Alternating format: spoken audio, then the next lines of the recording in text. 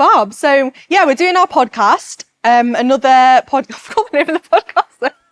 Another podcast that nobody asked for. Normally, they just lock us in a room for 2 hours and then come back at the finish. So we're not used to this anyway. Yeah, so today's like a little bit of a special edition podcast.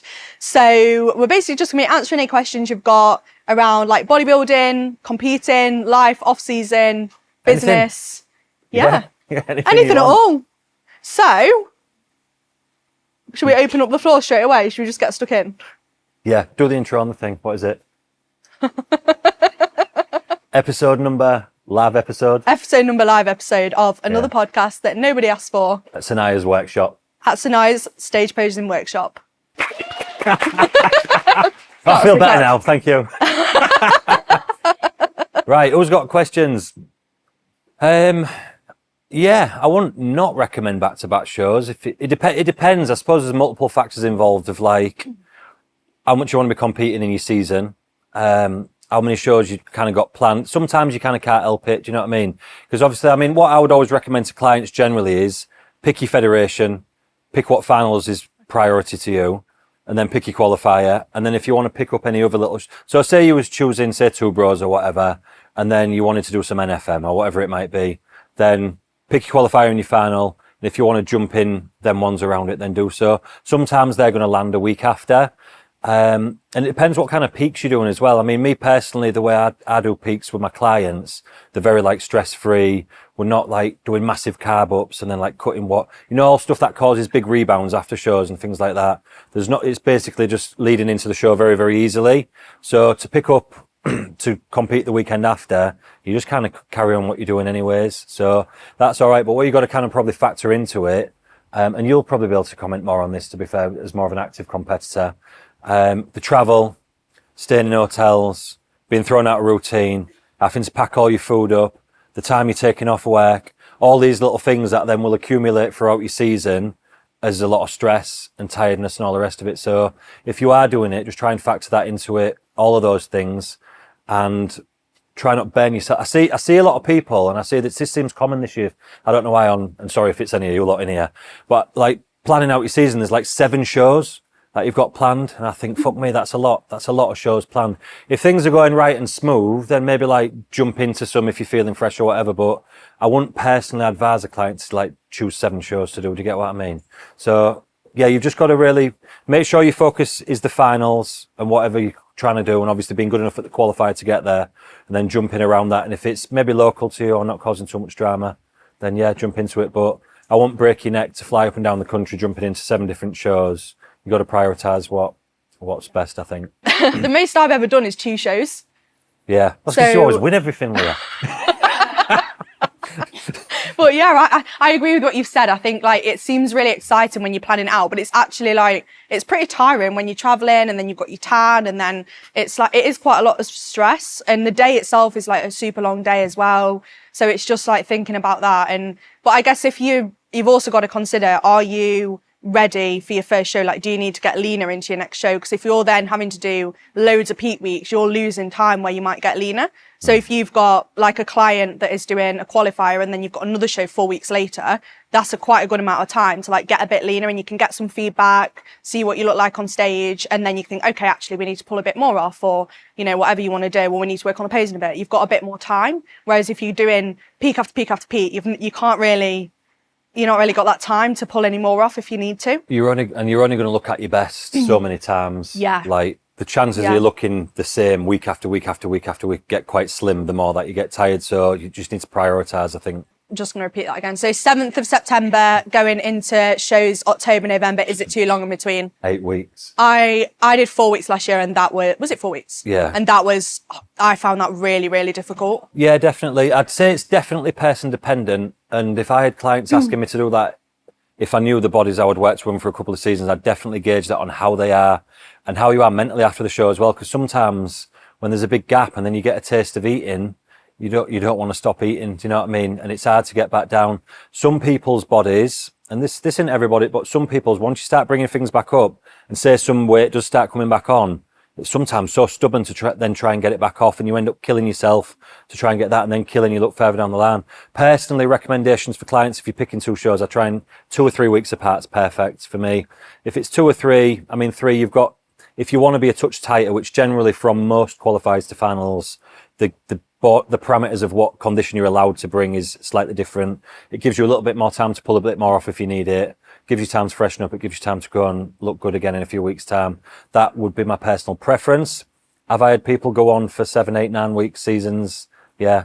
But it does take its toll. Depends if you're lean as well, because if you're already really lean for the first show and you've got that amount of time, you can probably afford to not chill, but I don't think there's a right or steadier. wrong answer. I think it's person dependent on variables. I think that's quite a nice way to do it. Like if you book your first show, see how it goes, and then you can decide after that, like what do you want to do, and then you can book any more if you're needing to jump in anymore. You can kind of play it by ear a little bit, rather than mapping out the whole season in one go.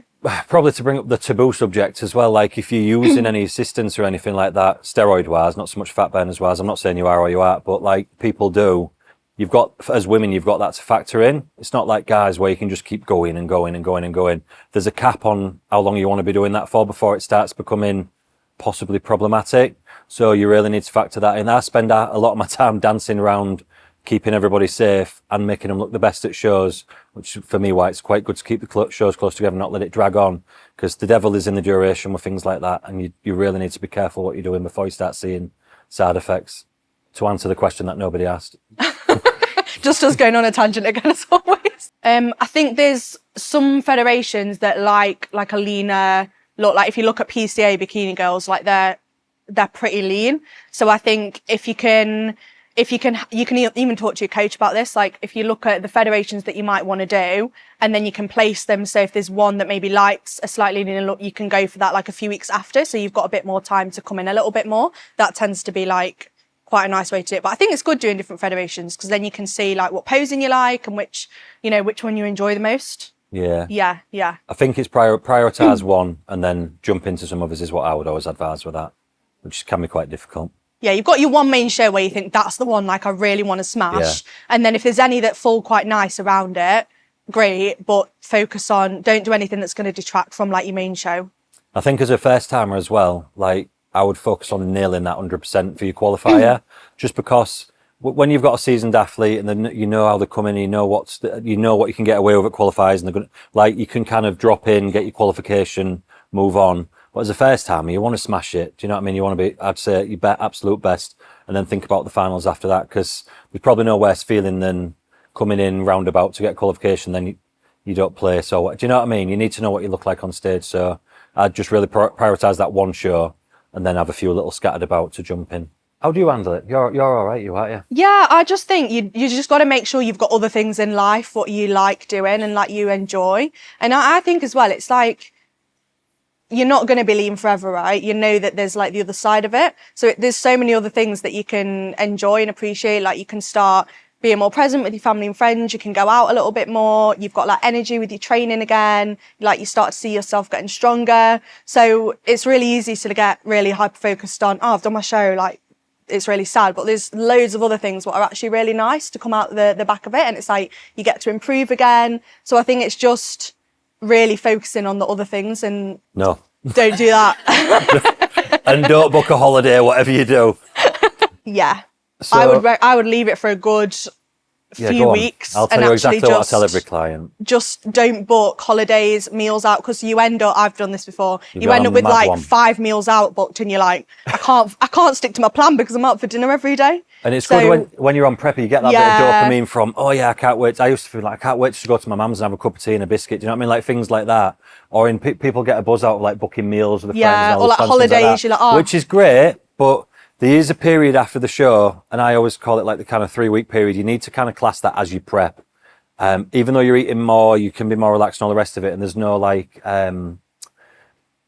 downside to falling off as there is if you're coming into a competition. But taking care of your reverse is important, and how I'll kind of do that with all clients is basically you need to get your food back up gradually as you're going along. You need to pick that up. You know your body weight's going to come up. You need to get away from all the stress and everything else that you're trying to do. But if you start coming off the bandwagon too bad, and every first timer underrates this massively, and it always ends the same way. You'll end up just going on and on and on and on. You end up then in a position a month later where you're super miserable, carrying a load of fat, carrying a load more than you need to be, and then like you have to go into your off season. You can't do anything about that. You can't just jump back on a diet and take it off. So this is coming back around to your question, by the way. So staying focused on that will keep your mindset in a better place for when you're coming away, as to not feel as lost, because you've kind of got mini targets to focus on from week 1 to week 2 to week 3. And then I would say after the third week's usually about right, and it's start introducing more social things, because you're more mentally equipped for it. Your body's more equipped for it. It's less spongy with all the food and everything else like that. So you'll feel a lot better. And the other thing as well is just to realize, like, them feelings of lostness after you compete, they're normal.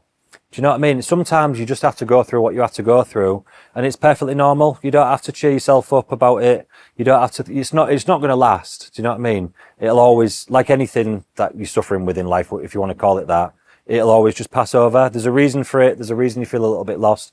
And it takes about a month. Yeah, I'd probably say, and it can be quite tricky as well, because you feel like you've spent all this time doing loads of cardio, and then you're like, oh my God, what do I do with myself now? I've got this extra 4 hours a day. Yeah, and you're not, like you say, you're not chasing a goal, but it'll pass and it'll become normal, and the amount of body fat that you start carrying after the show will become normal. Yeah. And then it just takes a little bit of time, that's all. But that's all right. Do you know what I mean? You're meant to go through that. And if you've got coach with you and all the rest of it, it's just that little bit of reassurance to know that's all right. You're meant to feel like that. It's not the end of the world. You'll be fine. Do you know what I mean? And then it'll pass over. So holiday 2 months. That's perfect. A month's perfect. Yeah, you'll be all right, because you can have reversed into it by that point. There's loads of people on Lumpoly now cancelling their holidays on the phone. I think holidays, you just want to try and avoid going, like, I actually did this after the universe in whatever year it was. Yeah. I had a holiday and it was literally like the week after. But I was fine because it wasn't my first prep. But I think, like, you know, when you're surrounded by food and you're like, you can't track your food, you can't weigh your food, it can be quite... It's the feeling as well as, I think, I mean, obviously I'm not a feeling, but as a female, as you start like swelling up, it's just the rebound is really, really bad. And you don't end up enjoying the holiday anyways, because you feel so terrible. So I think a month is a good time to go after. Yeah. As otherwise it can be quite problematic. I'm not saying for every single person, but a lot. You'll be right in 2 months. Yeah. That's Christmas anyway, isn't it? Are you competing this year? Yeah, you're going Christmas then? Oh, you compete? Oh, right. I thought you meant you was doing the end of the year. Yeah. Yes, that'll be fine. What is the optimal time to be ready before a show? For me, I just shoot for everyone to be ready a week before, really. That's all you really need to be ready before. If you're ready a bit longer than that, great. A week's plenty enough to get yourself kind of fatigue washed off and kind of coast into the show nicely. Being ready way too early is probably more problematic because you're trying to hold it. But if you're ready around that 1 week, 2 week, 3 week out mark, that's pretty good. Give you a chance to pull the gas off. I would personally try and avoid that a little bit, yeah. If I can see that someone's coming in and they're going to be ready a little bit early, I'll take all cardio out, push food up, to get rid of everything, and then just kind of keep them coasting along for 3-4, however many weeks it needs to be, to then duck in towards the back end. But if it's your first prep, I would say, I mean, obviously your coach will have a lot of experience and whatnot, but never underestimate how much actually needs to come off, because there's always a lot more than you actually think when it comes down to them final little details at the end. Yeah, I agree. Yeah, I think like you just don't want to be, you don't want to be in the last week being like, I've still got stuff to come off, because that's when you should be like pulling your cardio out, chilling, maybe getting a bit more food in. If you're still doing cardio, fat burners, all these things in your last week, you just stop. Yeah, you've left it too late. And just stop as well, because for the sake of, you might take an extra pound or two off, maybe that might make some difference. You're probably going to look better for stopping a week out and looking more fresh than you would for looking dieted to death and taking an extra 2 pounds of scale weight off in peak week anyway. Do you get what I mean? The visuals would be better to stop earlier. Yeah. It's like the overall look, really. It's not like... It's just, I have this problem, and I'm sure she won't mind me saying, I actually spoke about it on the podcast we filmed the other day, like, overcomplicating things is worse. So, like, and a lot of you all do this. You all look great as you are all the time. You've got lovely, nice, straight hair. Everything's sound. Then it comes to show day, all of a sudden, you've stuck loads of somebody else's hair in. It's in curlers. You look like you're going on a night out. There's massive earrings that you've not been practicing. It's all getting stuck in your hair. There's bracelets that just from Claire's, so they fly off halfway across the stage, halfway through. Like, honestly, I swear to God, you don't need any of that shit. All you need to do is just look clean and nice. That's it.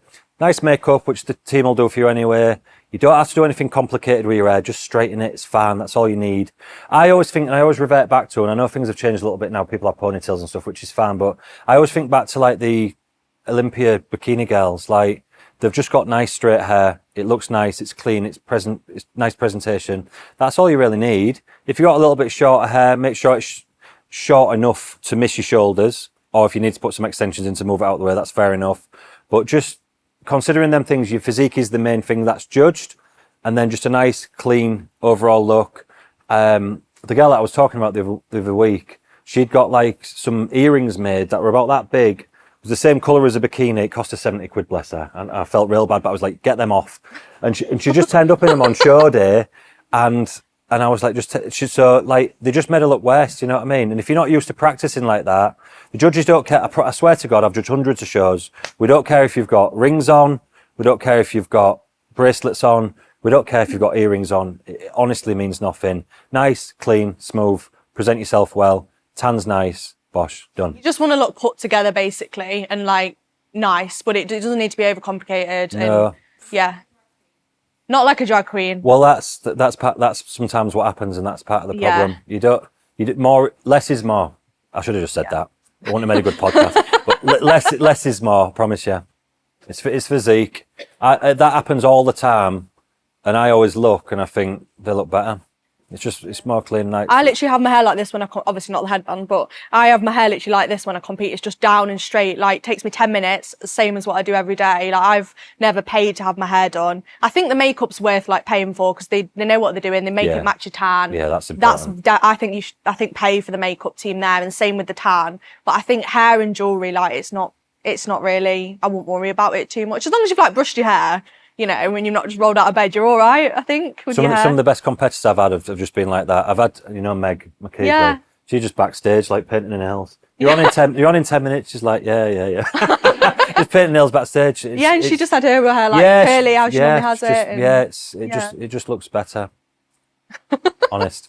I think it's what suits you. So, like, if you've got someone with ginger hair, you probably don't want, like, a weirdly... Barbie pink bikini. Actually, you did a reel on that the other day, didn't you?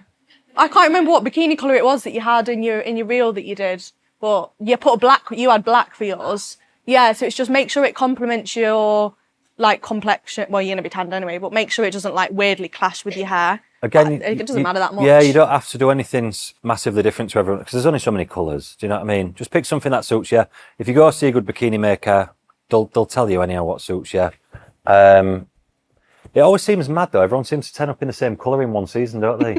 You ever notice that? It's like a whole stage of red girls. 20 will walk out and 19 of them are in blue. And I'll be like, how did that happen? But yeah, again, it doesn't need to be overcomplicated. All them colours, a lot of them, this actually started when things used to be Dream Tan. So none of you will probably remember Dream Tan, but it's a tan that there was no spray tans. You had to like rub this oil on it. It was horrible. And there's only so many colours went with it. So that's where like the blues, the nice royal blues, the greens, the reds, that's where they all came from because they offset with the tan. You get away with a bit more now with like the pinks and stuff like that, but again, just keep it simple, man. Keep it simple. Think like if you were going on a night out, like what colour clothes would you wear? That's probably like, you know. I've never thought about it like that, but yeah. It's quite a good way to think about it though. What do you own? I don't go out, Leah. I haven't been out for 10 years. Oh, God. Yeah. So difference between bikini and toned figure. Within piece, yeah. Yeah, so it essentially comes down to your shape. Like even though you tone figure, you're still going to have like a figure, like more of an X-frame shape. So like wider lats, shoulders, a little bit more upper dominant. So you're going to have that X-frame a little bit more. But it's like you've said this in the podcast as well. Like put them in the poses, see what looks right. Yeah. If you look like an idiot doing the bikini, try the figure ones, and then you can sort of place it, and your coach will be able to look at you as well and be like, that looks rubbish or that looks great, and then you'll be able to go good from there. Yeah, or maybe you're a hybrid. Yeah, or if they both look bad, probably quit. If they both look bad, quit. No, yeah, that's the same. I've had athletes over the years that have competed weekend to weekend, bikini tone figure, or trained bikini athletic figure, won both shows or whatever, and looked bang on in both because the posing suited both and they wanted to do both. So it's just that, literally that's it. I just say to them, get in the pose, and then we have one rule. Do you look like a Wally? Yes or no? And then that's the class that we pick, or both. That's literally as simple. I can understand how it'd be massively confusing. I know we keep, this is the theme of the podcast now, but everything is more simple than you think. It's just literally look at it, does it look right or not, and get someone with an experienced eye, obviously, to give you that decision. And if you're umming and ahhing, well, I look good in this one, I look good that one, then you can choose which one you want, you know. Perfect answer. I'm looking at you. It wasn't even you that said it, was it? I've been looking at you the full time. She's going. And then at the end I thought, she didn't say that. I've got an off-season one, I think. So when after I did my first prep and I had my little hiatus, it was like when you go into an off-season, it's really easy to think, oh, I'm in off-season, like I can just like do what I want now. But if you want to make good progress in your off-season, like you still want to make sure you're following your plan, like you're getting your meals in, like you're getting all your training in and stuff. Because it's when you've been on a prep for a really long time, I think it's really easy to just like come away from that a little bit when you go into your off season and lose, because you think, oh, my show's done, great.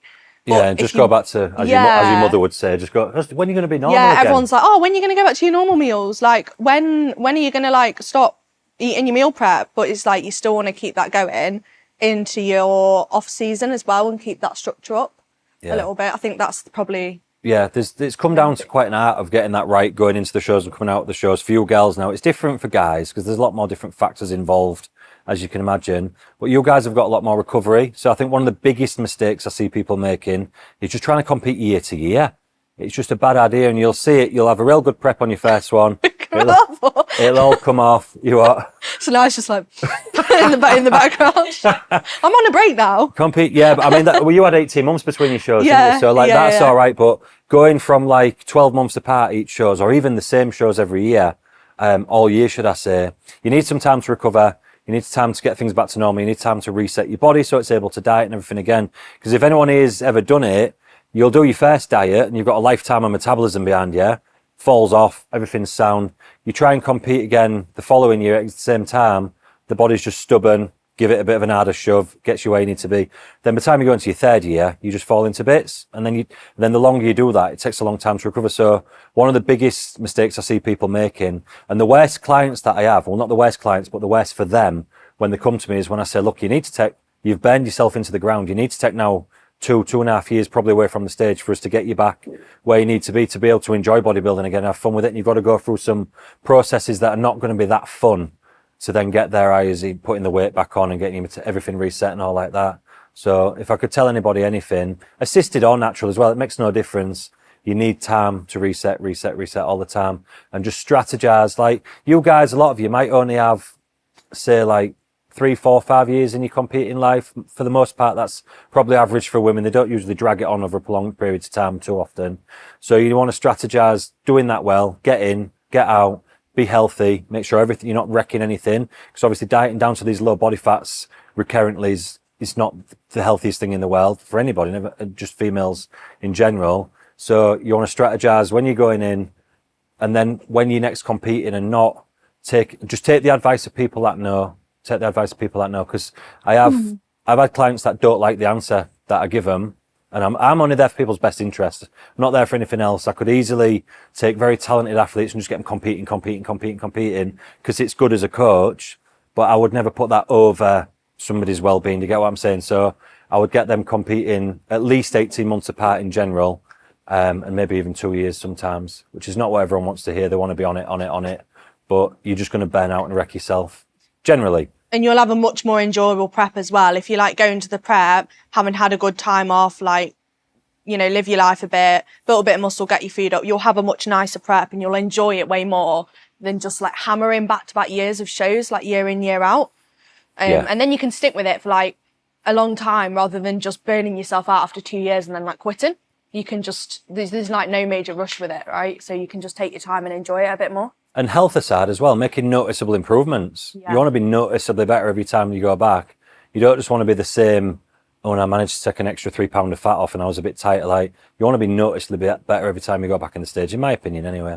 Yeah, it's basic. So this happens like I'd say most females, really. Yeah, some people, okay, but most people. So with that, it's basically your body is obviously, like, there's a lot of stress on your body. So it's your body trying to preserve energy, essentially. because you're not in a position to be able to like, have a baby. So it just stops that whole process. So it does happen, but then obviously your key focus after is you want to be getting that back and getting in a good spot health-wise, which that mainly just comes down to removing stress on your body. So dropping your cardio down, you know, reducing your expenditure, and then also actually getting some body fat back on.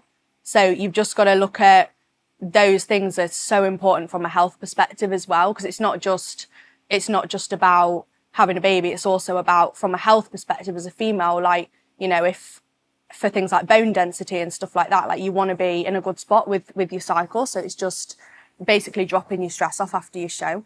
Yeah. You just don't want, you just need to know I mean, I wouldn't call it risks as risky, but like it does happen and it comes back. It's not just bodybuilding, it happens in other people's stressful parts of life as well. It's not just within that, but there's no, for all of you thinking if you're abnormal or normal, like there's no normal for anybody.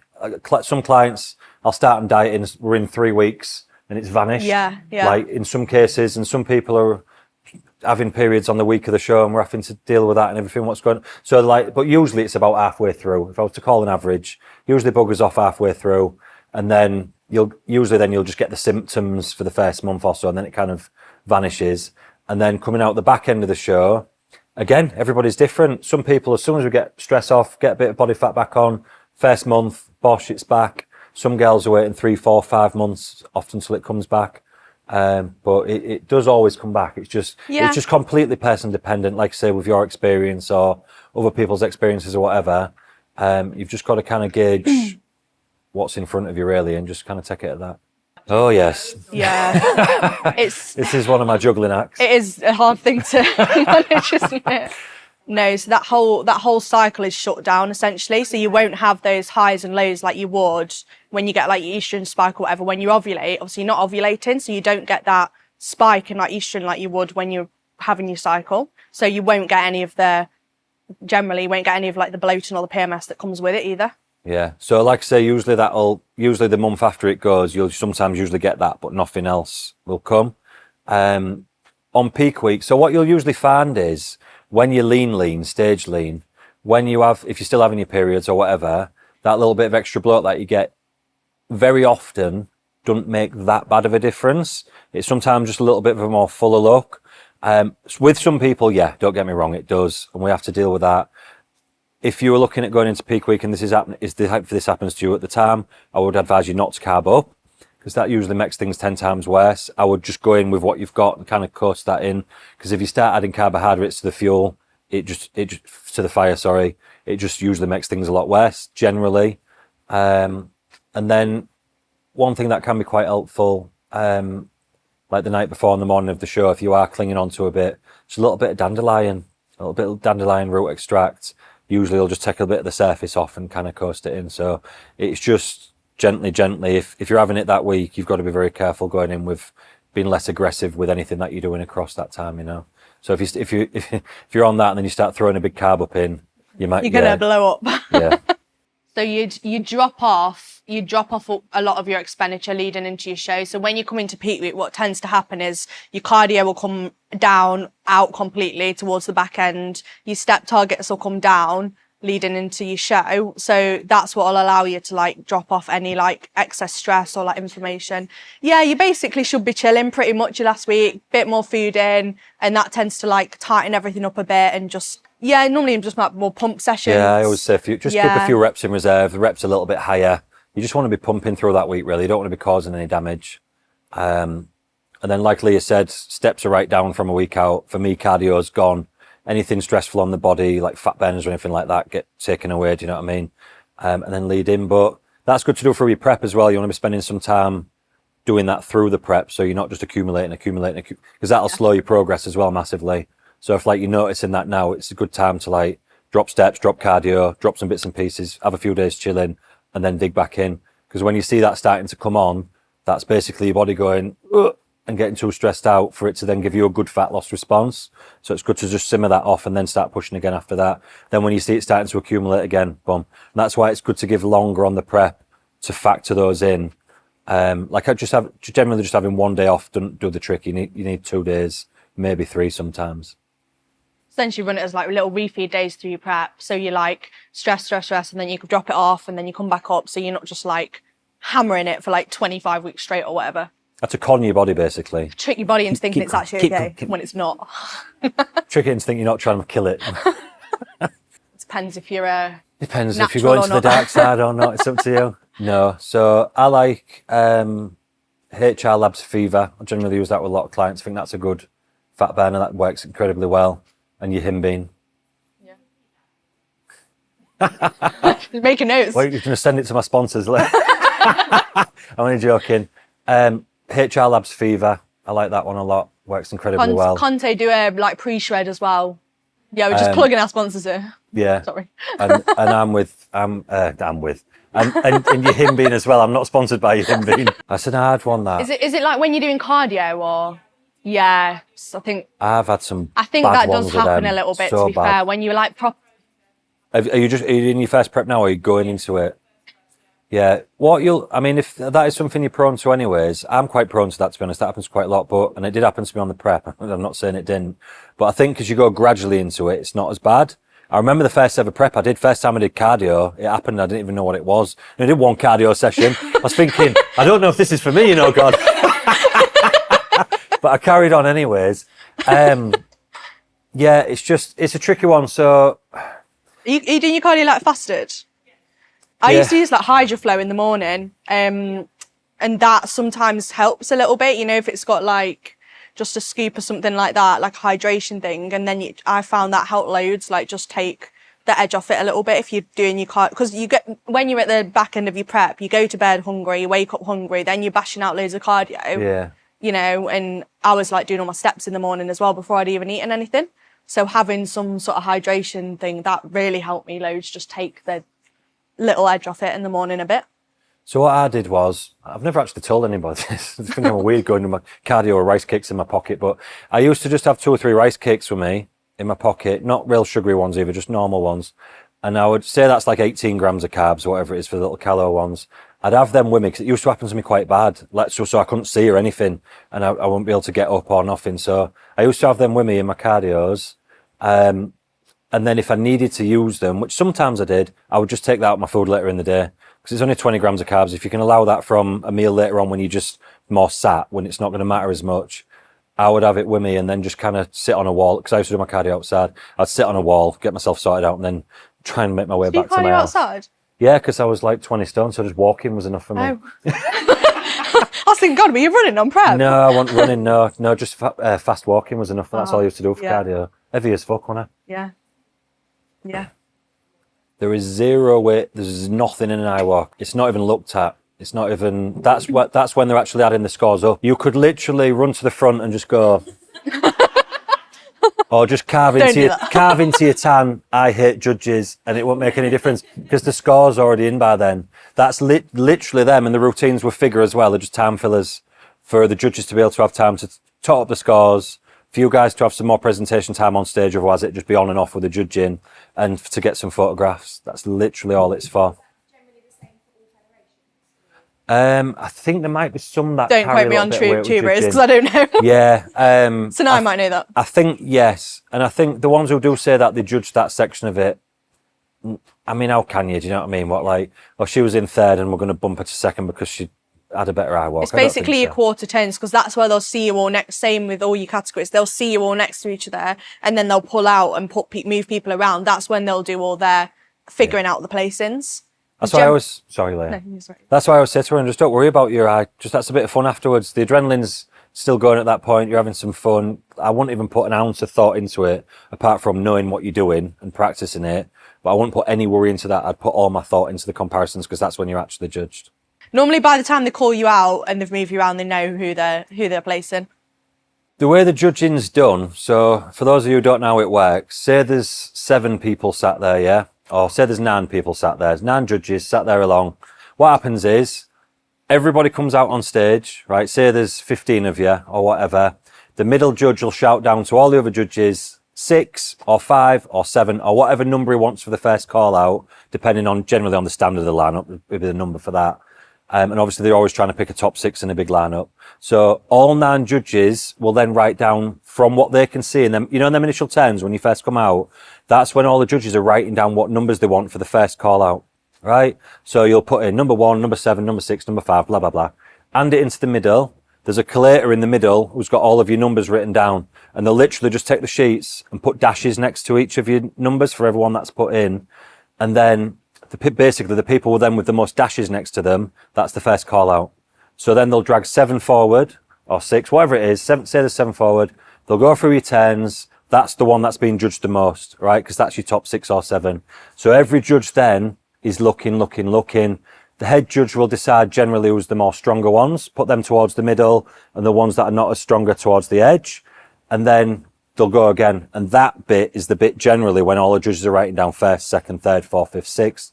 So you'll write first, second, third, fourth, fifth, sixth. They go to the middle. The collator gets those. And then they'll write next to yours first, second, third, blah, blah, blah, blah. So then the lowest score wins. Because if you've got, say you, for example, have got 9 first places, your score would be then 9. So, well, it'd be 7, because what they do is to remove any bias, they remove the highest score and the lowest score. So say you've got 7 firsts, a second, and then a 6th, because somebody hates you or whatever. Not that that would ever happen, but they'd remove that 6 because it'd obviously damage your score, and they'd remove a first because that's the highest score, add up all the ones in the middle, and then that's how it comes out, and then the lowest score wins. So what was the actual question? How did I get to that? How did I end up on that? This is what we do at every podcast. It was Tanaya with the eye walks, wasn't it? Yeah. So that's all being done whilst the comparisons are being done. That's why it's so important. And like I said to you all early on, then when you go back into the lineups, if a judge is a bit stuck with, I don't know if I want number 1 or number 7, and then they have a look at you, and one stood there scratching the belly and talking to the mate about whatever, and then there's someone stood there striking as hell, they're just going to go 1, 2, bomb, bomb. Do you get what I mean? So that's why it's important to stay presentable the full time that you're out. Literally, you can do what you want when you get off stage, but the time that you're on there is super important. So all them scores are then collated, they're done. So by the time them eye walks are even happening, then they've been written down first, second, third, fourth, fifth, and there's somebody sat waiting to take the score up. So if there's a tie, which sometimes there is, then the head judge will make the decision based on, and that'll just go based on what he or she has actually done the score as, to get what I mean. So if they've got him in his first or second, that's basically who's or second or third, or whatever the tie is, and that's how all that works. So yeah, just to add to that as well, when you walk out and you first pose, do your strongest pose there, because that's the first time the judges will see you, and obviously that's when they're looking up and thinking, right, who's going to be in the... Grab the attention straight away. So if you've got a strong shot... Yeah, literally walk out and go straight into your strongest pose and just hold it. Or if you've got 2, you can switch between them. But you want to make a really good first impression. Literally, you want to make a really good first impression. So if for me, my front relax pose is not very strong, so I just don't do that at all, and I just go into a stronger one. But a lot of figure girls will walk out and go into the front relax, whereas I don't do that. So it's make it work for you and what poses are your strong poses. Grabbing their attention. Because like I said, they're trying to pick that first. As soon as you all walk out, they're trying to get that first call out. All the judges want it. They're looking for it. So if you've jumped out, they'll be jotting your numbers down. You want to grab it straight away like that. Sometimes they'll do that. And just because the head judge has done that as well, even though most of the time it's fairly accurate, all the other judges don't necessarily have to agree. And it depends, centre doesn't mean dead on win. I had 2 girls win pro cards last year at the British. Neither of them was centre call out. There was in call outs of 7. They were sat on the outside and they both come out on top. Because whatever the head judge was thinking, the other 8 judges weren't thinking that. And they've obviously scored them higher. Do you get what I mean?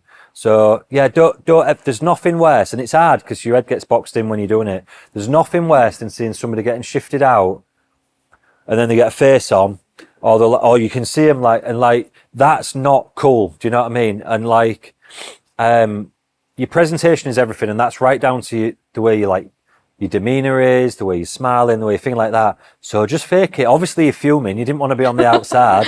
Nobody wanted to be on the outside of the call out, but you still got to pretend. And then you see it a lot. You'll see it. People get knocked out and then they start working their way back to the middle. Because the initial judgment, once they start going into the shots, the head judge will often be like, oh, fuck, yeah, they're actually better. And then they'll start moving them back in. What if you've got a slightly weaker front shot or whatever, and then they move you around to the back and they're like, oh my God, if you look really good, you're probably going to get moved back into the middle. So don't get like disheartened if you move out because you might get moved back in again. That literally happened to my client last weekend. That girl who won the Masters bikini. Yeah. She was on the outside, and then by the time they'd gone through, they put Yeah. the centre call out in, which to be fair, the girl stood out to me as well. I thought, yeah, she's good. They put her in the middle. They'd gone through some quarter turns, and I thought, whoa, she's smoked Yeah. her. And then they moved her back into the middle and then carried on. If she'd have been umping and frumping in there, it wouldn't have been a good look. Do you know what I mean?